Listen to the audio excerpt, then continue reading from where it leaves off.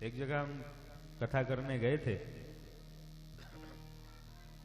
बहुत बड़ा मंच, और मंच के बाद एक कुछ पत्रकार आए, बोले महाराज जी आपका इंटरव्यू करना चाहते हैं। वैसे हम थोड़ा बचते हैं इन चीजों से, लेकिन फिर भी बोले महाराज जी लेना ही चाहते हैं, तो हमने कहा ठीक है, जैसी आपकी इच्छा। अच्छा, पत्रकारिता भी बड़ी जिम्मेवारी का काम है। पत्रकार माने प्रश्नकर्ता, और प्रश्नकर्ता को भी उतना ही विद्वान होना चाहिए जितना उत्तर देने वाले को होना चाहिए, तब तो संवाद होता है।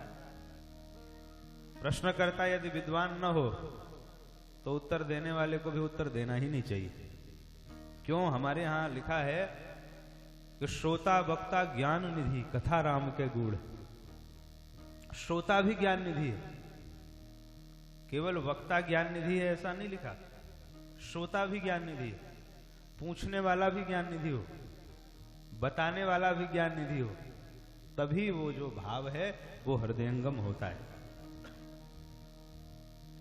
तो उन्होंने प्रश्न किया, बोले महाराज इतनी कथाएं होती हैं और कथा का परिणाम तो समाज में दिखाई नहीं दे रहा है। हम देखते हैं कि इतना सब भ्रष्टाचार बढ़ता जा रहा है, अराजकता बढ़ती चली जा रही है, तो इतनी कथा का फायदा क्या?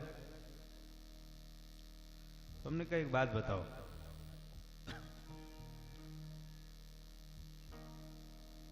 क्या छाता खरीद लेने से बरसात बंद हो जाती है क्या? बोले महाराज जी आपकी बात हम समझे नहीं। हमने कहा बरसात होती है, बरसात में लोग छाता खरीदते हैं, पर क्या छाता खरीद लेने से बरसात बंद हो जाती है? बोले ना, वो तो बरसेगा ही, उसका काम है बरसना, वो बरसात तो होगी, तो फिर छाता क्यों खरीदा? छाता बनाने वाली कंपनी बंद करवा दो, क्यों खरीदा?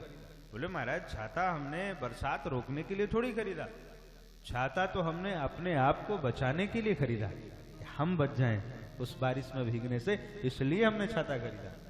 तो हमने कहा बस ऐसे ही एक कलिकाल है, बुराई की बरसात तो होगी, पर जो सत्संग का छाता लगा लेते हैं वो उस बुराई की बारिश में भीगने से बच जाते हैं। ये भगवान की कथा ऐसी है जो हमें भी बचाती है, और उस छाते में एक आध दो जनों को, परिवार के लोगों को भी बुला लेके उनको भी बचाया जा सकता है। सत्संग का उद्देश्य ही आत्म कल्याण है, हम स्वयं सुधरें। और जितनी भी कथा गाई गई है, गोस्वामी तुलसीदास जी से किसी ने पूछा कि रामचरितमानस क्यों लिख रहे हो, तो उन्होंने कहा स्वांतः सुखाय तुलसी रघुनाथ गाथा, अपने लिए लिख रहा हूं, अपने अंतःकरण की प्रसन्नता के लिए लिख रहा हूं। बोले जगत का कल्याण तो हो ही जाएगा, पर मेरा उद्देश्य है कि मेरा अंतःकरण प्रसन्न हो।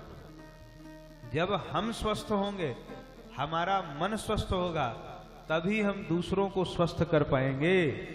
गरीब व्यक्ति कभी किसी को दान नहीं दे सकता, ध्यान रखना। जो स्वयं गरीब है वो दान क्या देगा, जो स्वयं दुखी है वह समाज को क्या सुखी बनाएगा।